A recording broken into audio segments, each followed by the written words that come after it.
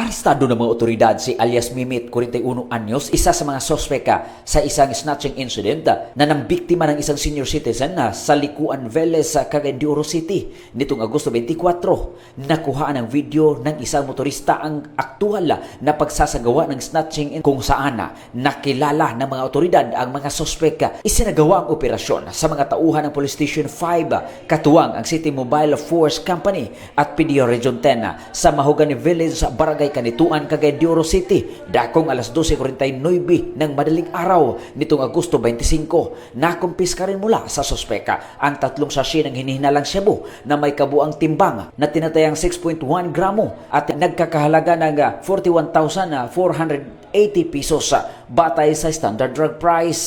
Ang City Director na si Police Colonel Dexter Pahe na tutukan gid ang mga insidente. Mautong kita na kanda kita og other form of operation. Samantala, nakatakas ang sinasabing kasabwata na si alias RJ at patuloy na tinutugis ng mga otoridad. Sa kasalukuyan, nasa kustodiya na ng Police Station 5 ang suspeka para sa dokumentasyon at kaukulang disposasyon habang nagpapatuloy ang hot pursuit operation laban kay alias RJ.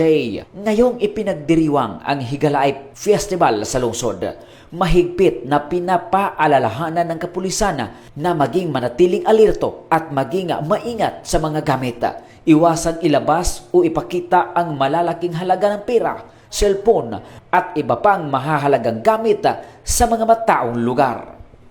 Mula dito sa Campo Alagar, ako po ang inyong Police News Network correspondent mula sa Regional Public Information Office ng Police Regional Office 10, Corporal Joel Lazaro Subsuban, alagad ng batas, tagataguyod ng Balitang Pulis.